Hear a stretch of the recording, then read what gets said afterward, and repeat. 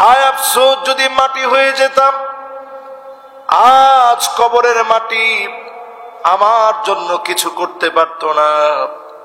কবরের মাটিগুলো এমন ভাবে চাপ মারবে, ডান দিকের হাড় গুলা বাম দিকে চলে যাবে, বাম দিকের হাড় গুলা ডান দিকে চলে আসবে। ঠিক সেই মুহূর্তে নজর করে দেখবে কবরের ভিতরে হঠাৎ করে নূর জ্বলে উঠেছে। লোকটা বলবে, কে গো তুমি? কবরের ভিতরে হঠাৎ করে কোত্থেকে আসলে?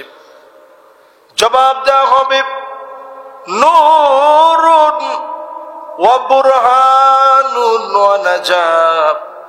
আমি কবরের ভিতরে তোমার সালাত দাঁড়িয়ে গিয়েছি, তোমার নামাজ আলো হয়ে দাঁড়িয়ে গেলাম, সাক্ষী হয়ে তোমার জন্য আছি। নাজাতের ফয়সালা নামাজের কারণে আল্লাহ রাব্বুল আলামিন দান করে দিবে। সেই কবরের ভিতরে সবচেয়ে বড় আফসোস থাকবে, ইয়া লাইতানি কুনতু তুরাবা। আফসোস যদি মাটি হয়ে যেতে পারতাম। সেদিন মানুষ আফসোস করবে, ইয়া লাইতানি কদ্দামতু লিহায়াতি। জীবনে কবরের জন্য যদি কিছু পাঠায় আসতে পারতাম। কবরের ভিতরে যাওয়ার পরে মিলউল আরদি যাহাবান ওয়ালা ইফতাদা বিহি, সারা দুনিয়া পরিমাণ স্বর্ণ যদি আপনি দিয়ে দেন, আল্লাহ রাব্বুল আলামিন এক মুহূর্তের জন্য ক্ষমা করবে না, একটা মুহূর্তের জন্য মাফ হবে না। সেই কবরের ভিতরে আফসোস করে মানুষ বলবে, আগে ভাগে যদি কবরে কিছু পাঠাতে পারতাম। কবরের ভিতরে যাওয়ার পরে মানুষের জন্য ইলমুন ইনতাফাউ বিহি, যেই জ্ঞান উপকারী জ্ঞান, এমন উপকারী জ্ঞানগুলা মানুষের জন্য কাজে আসবে।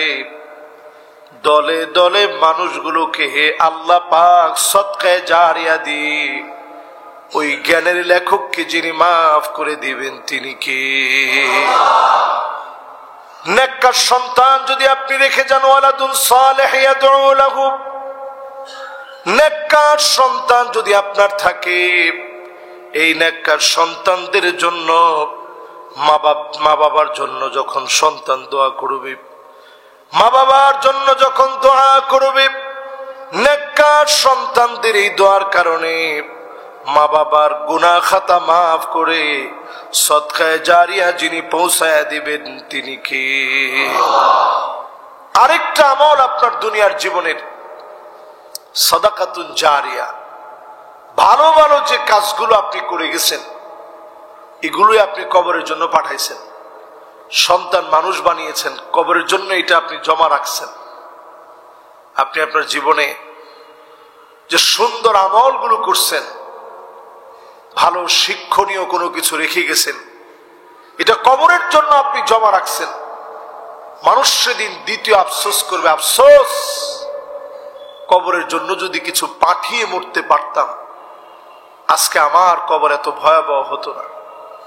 3 নাম্বার মানুষ আফসোস করবে, ইয়া লাইতানি লাম উতা কিতাবিয়া। হায় আফসোস, আজ যদি আল্লাহ রাব্বুল আলামিন আমার আমল নামাটা না দিতেন। মানুষের যখন বাম হাতে আমল নামা চলে আসবে, নিজে নিজের হাতগুলা কামড়াতে থাকবে আর বারবার বলবে, আল্লাহ আপনি যদি আমল নামাটা হাতের মধ্যে না দিতেন। ডান হাতে যাদের আমল নামা হবে সৌভাগ্যবান হয়ে যাবে, বাম হাতে যাদের আমল নামা আসবে দুর্ভাগা হয়ে চিৎকার করে সেদিন কাঁদবে, আল্লাহ কেন আজকে আপনি আমার আমল নামা দিলেন। মানুষ সেদিন আফসোস করবে, আল্লাহ পাক সেদিন জবান বন্ধ করে দিবেন, চোখের জবান আল্লাহ পাক সেদিন খুলে দিবেন, কানের জবান খুলে দিবেন, চামড়ার জবান খুলে দেওয়া হবে।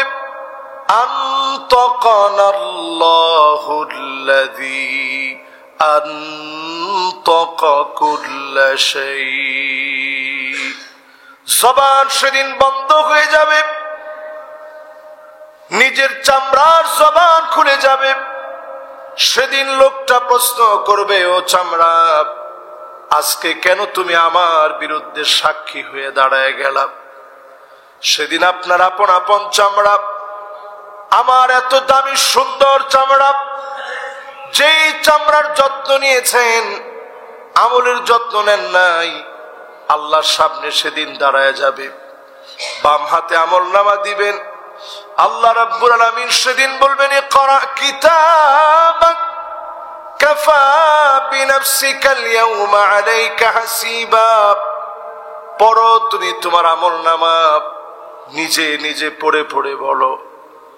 যাকে আল্লাহ বলবেন পড়ো আর বলো, মান্নুকি শাহালাক, ওই লোকটার ধ্বংস হওয়া ছাড়া কোনো উপায় নাই। সেদিন ওই লোকটা ধ্বংস হয়ে যাবে, নিজে নিজের হাত চিবায় খাবে, হাত থেতলে ফেলবে, চিৎকার করে মানুষ সেদিন কাঁদবে আর আফসোস করে বলবে, আয় আল্লাহ, যদি আপনি আমলনামা না দিতেন আজকে তো বেঁচে যেতাম।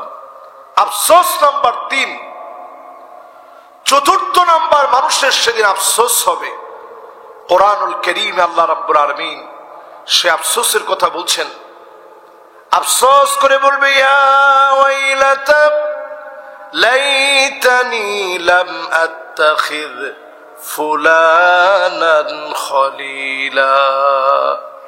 হায় আফসোস, অমুককে যদি বন্ধু না বানাতাম আজকে এত বড় মুসিবতে পড়তাম না। দুনিয়ার জীবনে নজর করলে দেখা যায় বন্ধুদের পাল্লায় পড়ে সবচাইতে বড় বড় গুনাহগুলো করা হয়, ঠিক কিনা বলে? সবচাইতে বড় বড় গুনাহ বন্ধুদের পাল্লায় পড়ে মানুষ করে। এই জন্য জীবনে সোহবত, মানুষের সান্নিধ্য, নেককারদের সাথে চলা, এটা অনেক বড় বিষয়। বন্ধুত্ব হবে নেককার দিনদারদের সঙ্গে, ভালো মানুষের সঙ্গে বন্ধুত্ব হবে। নেককার দিনদারদের সঙ্গে যদি বন্ধুত্ব হয়, এই বন্ধুত্বটা বড় দামি হবে। এবং এই বন্ধুত্বের কারণে আপনি যদি মুশকিলেও পড়ে যান কিয়ামতের দিন, যারা জান্নাতি হবে তারা সেদিন আল্লাহর কাছে বলবে, আল্লাহ, কিছু লোক তো আমার সঙ্গে দুনিয়ার জীবনে বন্ধুত্ব রেখেছে, আল্লাহ আজকে যদি আমার একটু আপনি সুযোগ দিতেন। আল্লাহ বলবে, জান্নাতি, কি সুযোগ তোমার প্রয়োজন একটু বলো। আল্লাহ, কিছু লোক তো ছিল আমার বন্ধু, একসাথে চলতাম, অনেক দিন তো আল্লাহ জাহান্নামে মার খেয়েছে, আল্লাহ এখন একটু মাফ করে দেন না। আল্লাহ পাক সেদিন জান্নাতীকে সুযোগ দিবে, নিজে ওই লোকটা জাহান্নামে প্রবেশ করবে, জাহান্নামের আগুন আল্লাহ থামায় দিবে। কানু ইউসাল্লুনা মানা ওয়া ইয়াসুমুনা মানা। সেদিন বলবে, আল্লাহ, এই লোকগুলো আমার সঙ্গে নামাজ পড়েছে, রোজা রেখেছে, বিভিন্ন কারণে আযাব আর পাকড়াওয়ের সম্মুখীন হয়েছে, মালিক মেহেরবানি করে মাফ করে দেন। সেদিন মাফ চাওয়ার পরে যিনি মাফ করে দিবেন তিনি কে? এই জন্য মানুষের 4 নম্বরের আফসোস থাকবে, হায় আমার আফসোস, যদি একটু ভালো ভালো মানুষগুলার বন্ধু বানাইতে পারতাম। কি ছাতা মাতা বন্ধু বানাইলাম। আমাদের সমাজের ভিতরে বন্ধু কে হয় এটা আমরা চিন্তাও করি না, ভাবিও না। ওই লোক আমার বন্ধু হবে যার আমলটা আমার চাইতে ভালো, যার আখলাক আমার চাইতে সুন্দর, যার কথা আমার চাইতে ভালো। জীবনে বন্ধুদের কাছ থেকে অনেক কিছু শিখেছি। বিশেষ করে আমি অত্যন্ত ঋণী। আমার অনেক বন্ধু ছিল বিদেশে। আল আজহারে যখন পড়ি, সোমালিয়ার একজন বন্ধু ছিল আমার।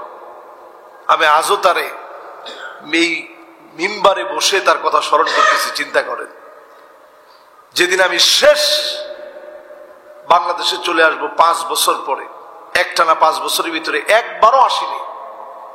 শেষ যেদিন আমি বাংলাদেশে আসব, ফজরের নামাজ পড়লাম, কত আপনজন প্রিয়জন এই 5 বছরে হয়েছে, সবার কাছ থেকে বিদায় নিচ্ছিলাম, কিন্তু আমার মনে একটা স্বপ্ন যে এতদিন পরে বাড়ি যাচ্ছি, আব্বা আম্মা ভাই বোন সবারই দেখবো, বিদায় নিচ্ছি, তেমন মনটা খারাপ লাগতেছে না, কারণ দেশে আসতেছি। যখনই সোমালিয়ার, তার নাম ছিল মোহাম্মদের সঙ্গে যখন আমি একেবারে গেইটে দেখা করলাম, সে আমারে বলতেছিল, সাদেক, দুনিয়ার জীবনে হয়তো আর কোনোদিন তোমার সঙ্গে দেখা নাও হতে পারে, আল্লাহর জান্নাতে যেন আল্লাহ তাআলা দেখা করায়। আমি চিন্তা করলাম, মালিক, দুনিয়ার সম্পর্ক তো এই জন্যই, এই সম্পর্ক শুধু দুনিয়ার জন্য নয়। আলেমকে আপনি ভালোবাসেন, খতিবকে আপনি মহব্বত করেন, কোন স্কলারকে আপনি ভালোবাসেন, মহব্বত করেন, তার আলোচনা হৃদয়ের ভিতরে দাগ কেটে যায়, এগুলা শুধু লৌকিকতার জন্য নয়। এই মহব্বত আপনি করেন শুধুমাত্র দ্বীনকে ভালোবেসে, আল্লাহ রাব্বুল আলামিনকে ভালোবেসে মহব্বত করেন। এই মহব্বত সাধারণ হবে না। আল্লাহ পাক কিয়ামতের দিন ডাক দিবে, আইনাল মুতাহাব্বুনা বিজালালি আল ইয়াউমা উযিল্লুহুম ফি যিল্লি ইয়াউমা লা যিল্লা ইল্লা যিল্লু। ও আমার মহব্বতের গোলাম, একজন আরেকজনকে মহব্বত করেছিলাম শুধুমাত্র আমি আল্লাহর জন্যে, আমি আল্লাহকে পাওয়ার জন্যে, আমার জালালিয়াত বরত্বের কথা মনে করে একজন আরেকজনকে মহব্বত করেছিলাম। হৃদয়ের এই টানে যদি মহব্বত করতে পারেন, হৃদয় থেকে যদি একজন আরেকজনের সঙ্গে পছন্দ হওয়া, দুনিয়ার জীবনে সম্পর্ক রাখা, সব যদি আল্লাহর জন্য আপনি করতে পারেন, আর সে আজিমের নিচে যিনি ছায়া দিয়ে দিবেন তিনি কে? এই জন্য মানুষের 4 নাম্বার আফসোস থাকবে। হায় আফসোস, যদি দুনিয়ার জীবনে ভালো ভালো বন্ধুগুলা পছন্দ করতে পারতাম, কি সাদা মাতা বন্ধু বানাইলাম। 4 নাম্বারের আফসোস থাকবে এটি। 5 নাম্বার, সেদিন মানুষ আফসোস করবে, আফসোস করে বলবে, ইয়া লাইতানা আতা'না আল্লাহ ওয়া আতা'না আর-রাসূলা। আফসোস, যদি আল্লাহর আনুগত্য করতাম, নবীর আনুগত্য করতাম, জীবনটা এমন হতো না। আজকেও নিজেকে প্রশ্ন করে দেখেন, আল্লাহর আনুগত্য যারা করে তারা ফজরের নামাজ পড়ে ঘুমায় না, না পড়ে? নামাজ পড়ে যদি আপনার ঘুমাইতে মনে চায়, পইরা ঘুমাইতে পারেন। তারপরে ফজরের পরে ঘুমটা, এটা একটা বদ অভ্যাস। আমাদের এখন ঢাকা শহরে ঘুমায় না এরকম লোক একেবারেই পাওয়া যায় না। আমাদের ঘুম শেষ হয় 8টার সময়। অনেকে আবার ফতোয়াও জানে যে হুজুর এটা তো ঘুমের কারণে নামাজ কাজা গেছে, অসুবিধা নেই, উঠেই হুজুর প্রথমে আমি ওযু বানাই, এরপরে নামাজটা পড়ে নেই। কারণ আমাদের দেশে অনেকে বলে, জিজ্ঞাসা করে যে আপনার রুটিনটা কি? কয় না, আমার রুটিনটা হচ্ছে এই তো সকালবেলা উঠি, এরপরে জায়নামাজ খুঁজি, জায়নামাজ খুঁজে নামাজ কালাম পড়ি। সকালবেলা উঠি আপনাকে জায়নামাজ খুঁজতে বলা হয় নাই, ফজরের সময় আপনাকে জায়নামাজ খুঁজতে বলা হয়েছে। ঠিকও তো কয় না। সকালবেলা হয় কয়টার দিকে আমাদের জানেন? যার 6টায় অফিস, তার 1 ঘন্টা আগে আমাদের সকালবেলা হয়। যার অফিস 11টায়, তার সকালবেলা হয় 10টায়। যার অফিস হয়তো 10টায়, তার অফিস যেহেতু 10টায়, 9টার সময় তিনি জাগ্রত হন, ফিটফাট হন। এরপরে 2 রাকাত পরে একটু বের হন, আল্লাহরও একটু বুঝ দিলেন যে আল্লাহ আমি তো পড়ছি। এরকম যদি সারা বছরের আপনার অভ্যাস হয়, এই নামাজ আল্লাহর কাছে কবুল হবে? ফাওয়াইলুল লিল মুসাল্লিন, কিছু মানুষের জন্য নামাজ পড়ার পরেও ধ্বংস। যেই নামাজি নামাজ পড়লেন, নামাজের ভিতরে কোনো মনোযোগ নাই, আল্লাহর আনুগত্যে কার্পণ্য করলেন, পর্দার বিষয়ে শিথিল করলেন, নিজে আল্লাহর ইবাদত বন্দিগিতে শিথিলতা প্রদর্শন করলেন, নবীর সুন্নাহ মানেন নাই, এমন লোকগুলা সেদিন আফসোস করে বলবে, যদি আল্লাহ আর তার রাসূলকে মেনে নিতাম। জোরে কোন আল্লাহু আকবার। আমাদের দেশে এইরকম মুসলমানও পাওয়া যায়, ওনারা জয় বাংলা বলতে বলতে মারা যাবে। ওমা ঠিক হতো আপনারা কইলেন না? হ্যাঁ রে মুসলমান, আপনি জয় বাংলা বলে যখন মরবেন, আপনার নিজের জীবনকে আপনি জয় বাংলা করে দিলেন, লাভ নাই। আপনি আফসোস করে বলবেন, আতানাল্লাহ ওয়া আতানার রাসূলা। হায় আফসোস, যদি একটু আল্লাহর নাম নিয়া, নবীর নাম নিয়া মরতে পারতাম। ঠিক কিনা বলেন? কত বড় নাদান আমরা, চিন্তা করেন। জয় বাংলা বলতে বলতে যদি আপনি মরেন, লাভটা কি? কি লাভটা আমার একটু বলেন। মানুষ যে কত রকমের ঈমান ধ্বংস করে, একটু টেরও পায় না। কিছু কিছু কথা আপনাদের কই নিয়ে যায় আপনি জানেন? ইন্নাল আবদা লা ইয়াতাকাল্লামু বিল কালিমা মা ইয়াতাবায়ানু বিহা, ইন্নাল আবদা লা ইয়াতাকাল্লামু বিল কালিমাতি মা ইয়াতাবায়ানু ফিহা, আবআদু বাইনাল মাশরিকি ওয়াল মাগরিব। দুইটা ঠোঁট দিয়ে এমন কথা অনেক সময় মানুষ বের করে, এত নিকৃষ্ট হয়ে যায়, জাহান্নামের এত অতল গহ্বরে চলে যায়। দুইটা ঠোঁটের কথার কারণে মাশরিক থেকে মাগরিব যত দূরে, দুই ঠোঁট দিয়ে কথা বলে এত দূরে জাহান্নামের অতল গহ্বরে চলে যায়, জাহান্নামের এত নিচের জায়গায় তার জায়গাটা হয়ে যায়, শুধুমাত্র কথার ভিতরে উল্টা পাল্টা বলার কারণে। এরকম লোক আছে না নাই? যা ইচ্ছা তাই আপনি বলবেন না। আপনি বলবেন, আফসোস, যদি আল্লাহ তার রাসূলের পথ আর মত যদি মেনে নিতে পারতাম। এটা কয় নাম্বার আফসোস? 5 নাম্বার। এরপরে মানুষ সেদিন আফসোস করবে, ইয়া লাইতানি ইত্তাখাযতু মা'আর রাসূলি সাবিলা। আল্লাহ নবী যেই পথ দেখিয়ে গেছে, ওই পথ যদি আমার পথ হতো, সমাজতন্ত্র, পুঁজিবাদ, লেনিনের মতবাদ, মাও সেতুংয়ের মতবাদ, হাবি জাবি মতবাদ বাদ দিয়ে জমিনে যদি কোরআনের জন্য কাজ করতে পারতাম। জোরে কোন আল্লাহু আকবার। এই আফসোস 92% মুসলমানের দেশের অধিকাংশ মুসলমান আল্লাহর দরবারে যেদিন চক্ষুটা বন্ধ হয়ে যাবে, অধিকাংশ মুসলমানের আফসোস থাকবে, হায় আফসোস, যদি একটু নবীর দেখানো পথে চলতে পারতাম। যাদেরকে মৌলবাদী বলেন, এই মৌলবাদীদের পথে যদি থাকতে পারতাম, আজকে আফসোস করা লাগতো না। ঠিক কিনা বলেন? এটা আফসোস নাম্বার কয়? মাশাআল্লাহ, সুন্দর মনোযোগ আছে আপনাদের। এটা 6 নাম্বার আফসোস। এগুলো কি আমার কথা?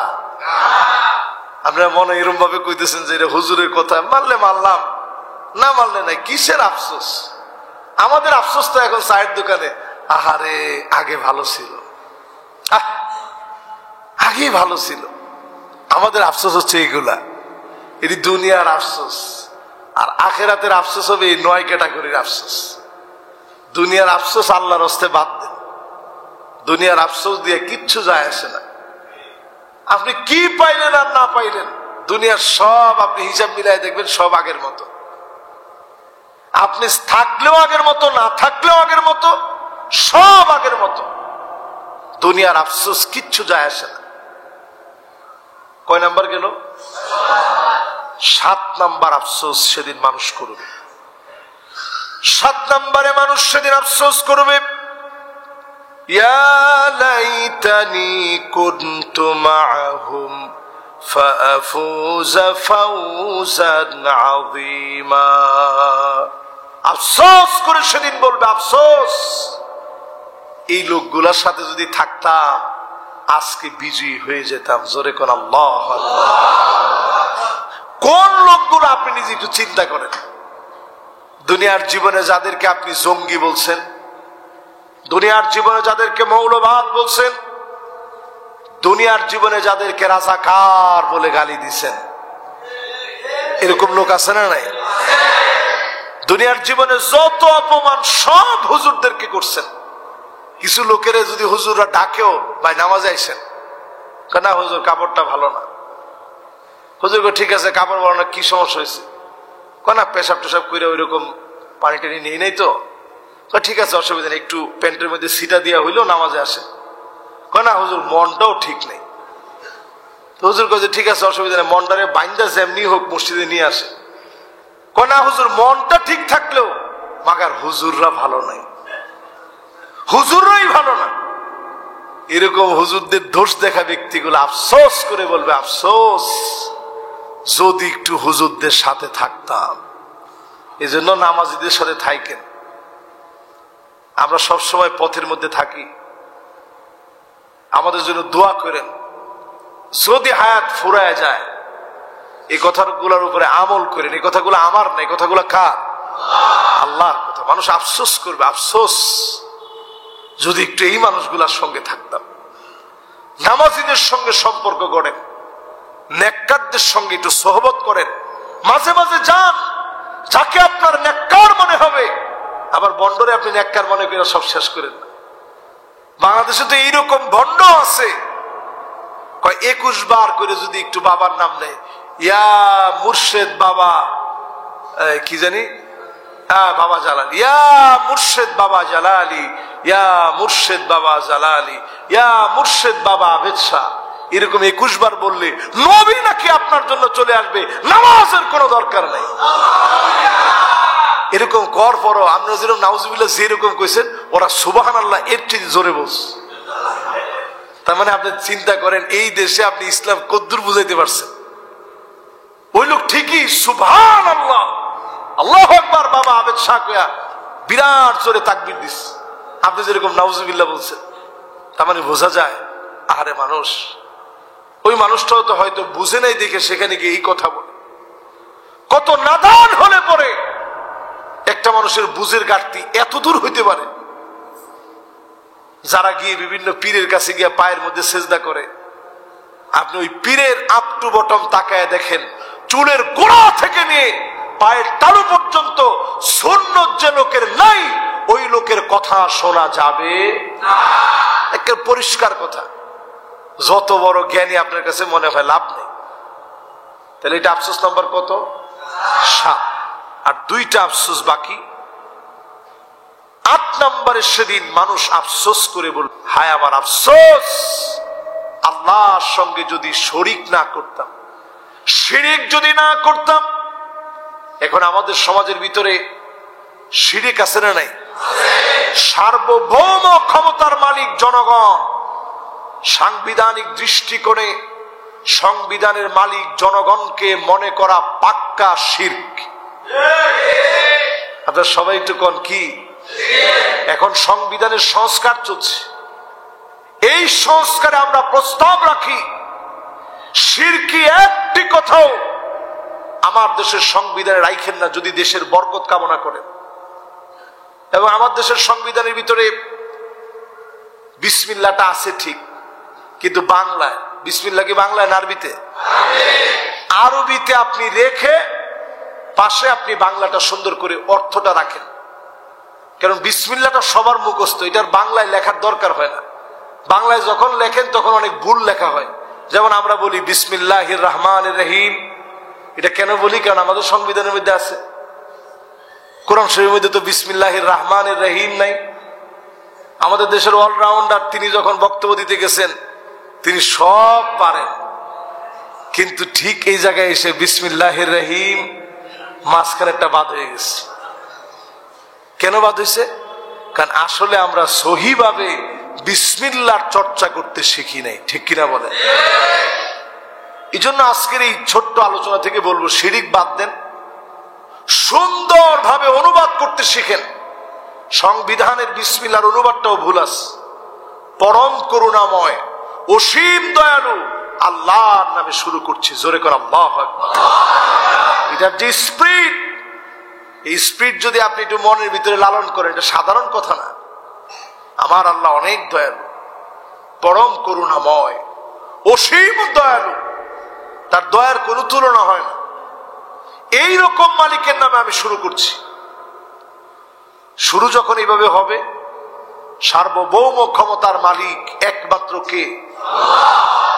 জনগণরে পাম্পট্টি দেওয়া বাদ দেন, দিয়ে আল্লাহকে সার্বভৌম ক্ষমতার মালিক হিসেবে ঘোষণা করেন।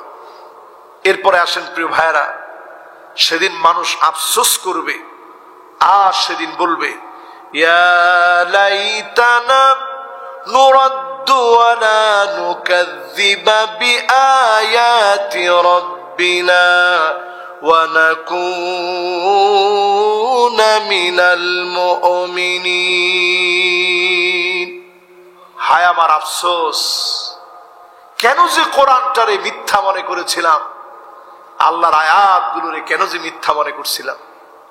আফসোস আজকে যারা দুনিয়ার জীবনে আল্লাহর আয়াতকে মিথ্যা মনে করেন, হেয় প্রতিপন্ন করেন।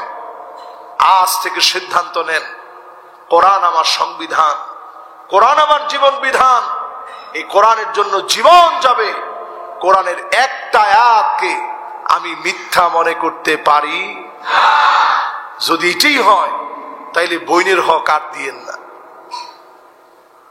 যে লোকটা বোনের হক দেয় না, ওই লোকটা কোরআনের আয়াতটারে মিথ্যাই মনে করে।